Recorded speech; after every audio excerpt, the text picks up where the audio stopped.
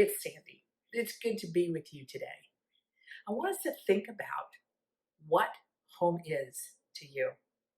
Now, that may seem like a strange question since we've been spending so much time in our homes as have had stay-at-home orders, and we now have safer at home or safe at home, whatever the terminology is for you. We've been spending a lot of time in this space that we call home.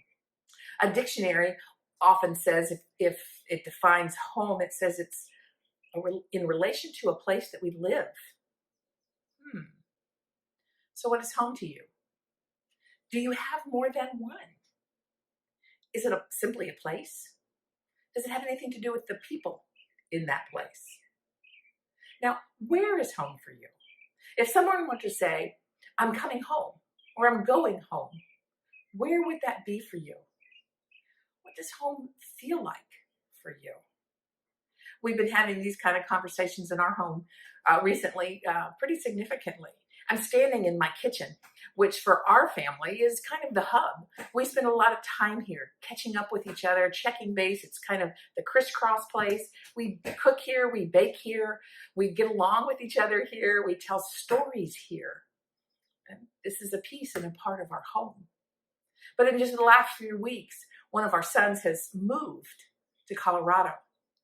And when he marked himself on Facebook that he got to Colorado, he says, it's good to be home.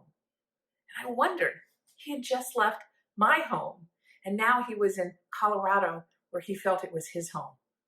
So in thinking about home, I want us to look at Ephesians chapter 3, verses 17 through 19. In the Living Translation, it says this, and I pray that Christ will be more and more at home in your hearts, living within as you trust him. May your roots go deep down into the soul of God's marvelous love. And may you be able to feel and understand all God's children should. How long, how wide, how deep, how high is his love really? And to experience this love for yourselves, though it's so great that you will never see the end of it or fully understand it. So at last, you will be filled with God himself. I don't know about you, but I resonate with the idea of Christ being home in my heart. The love that feels, the rich, the warm, the peaceful. How loving and how safe knowing Christ is in my home, in my heart. The J.B. Phillips translation says it this way, and I pray that out of the glorious richnesses of his resources, he will enable you to know the strength of the Spirit's inner reinforcement, that Christ may actually live in your hearts by your faith.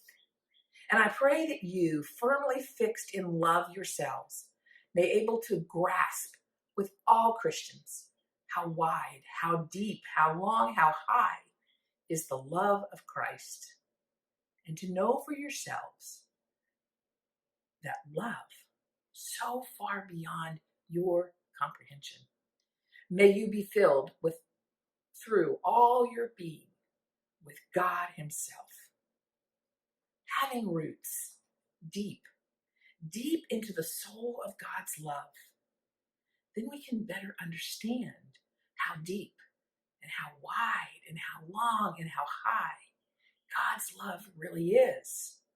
So we can know and experience the richness of God's love and know for ourselves this amazing love, the love that is far beyond our own comprehension, beyond what we could ever imagine.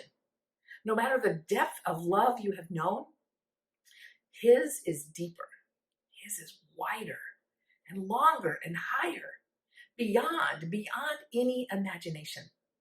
And I have a pretty good imagination. I appreciate a little insight that the good news paraphrase gives us. Ephesians 3, again, 17 through 19, it says this, and I pray that Christ will make his home in your hearts through faith. I pray that you may have your roots and foundation in love. so that you, together with all God's people, may have the power to understand how broad, how long, how high, how deep is Christ's love. Yes, you may come to know his love, although you can never fully know, and be so completely filled with the very nature of God. So did you hear the new insight? The one that kind of chings in my heart? Did you hear it? It's when this paraphrase says, you, together with God's people, may have the power to understand. Together, God's kids, we have added and multiplied our understanding. We're meant to be in relationship with each other together, to learn and experience differently when we're together. And we're encouraged when we're together. And we find power when we're together. And together we can see God differently in one another, how we see him. I don't know about you, but how I miss the together part of being in fellowship with one another. But we can find ways of being together even now while we're alone together. We can share in God's love together. We can deepen our power and our experience of love together. So let's share God's love to one another, to everybody, always. And let's begin by praying together. Will you pray with me? Gracious God, we are so thankful for the depth of love that you have for us. It's amazing. It's awe-inspiring. How deep and how wide. And whatever we have experienced and whatever we have imagined, we have only tipped it. We have no clear understanding of how deeply you love us. We think we do some days. Other days we could just allow ourselves to be overwhelmed by the amazing love you have for us. You loved us so much that you willingly gave your son Jesus. You allowed him to die in your very presence. You were separated for a moment, all because you love us so deeply, so passionately, so unconditionally. We are grateful for that.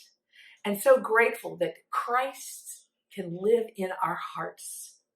His home is with us.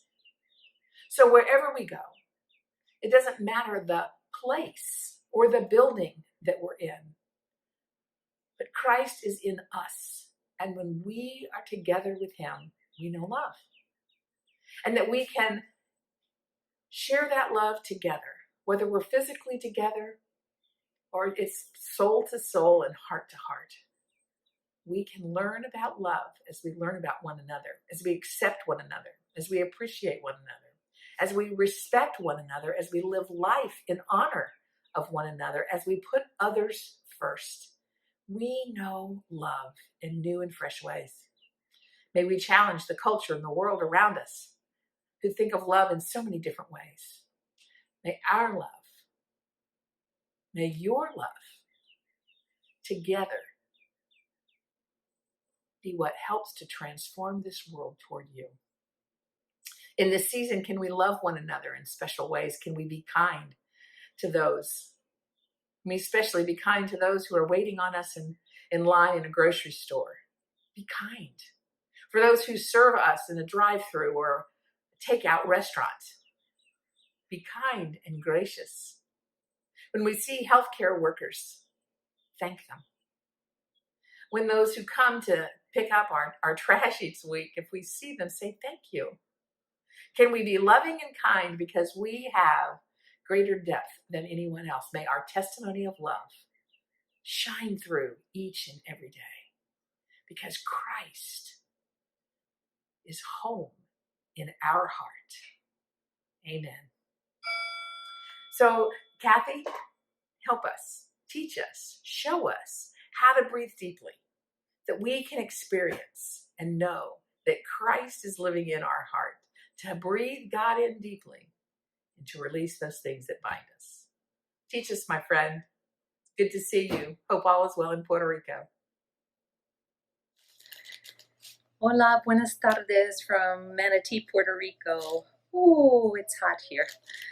It's like 90 something degrees, and I think we're gonna have a storm soon. So I thought we could practice breathing with our new reality, which is our masks. And I don't know about you, but sometimes I get a little bit anxious when I'm in heat and have a mask on. So I'm going to go ahead and put mine on for this breathing practice. You can still hear me. And the mask is cotton, and we do have to wear it whenever we go out of the house here. So you can either join me with a mask or without a mask.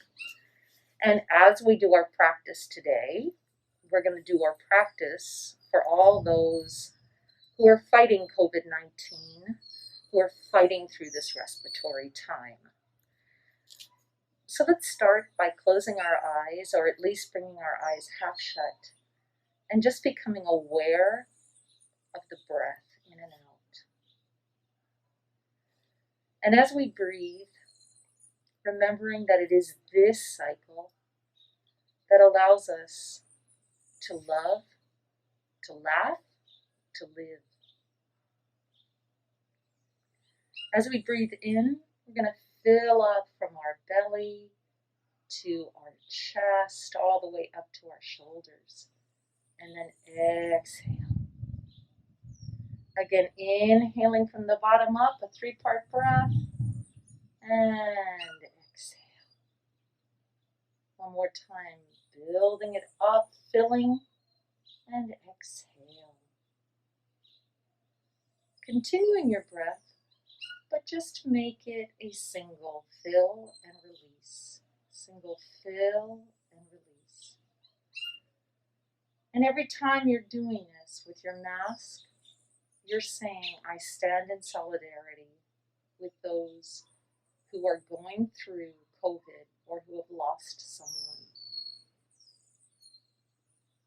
I'm protecting others and I'm protecting myself. Single fill, single empty. Single fill, single empty. Single fill, and single empty. May God continue to bless you. Continue to bless you on your journey.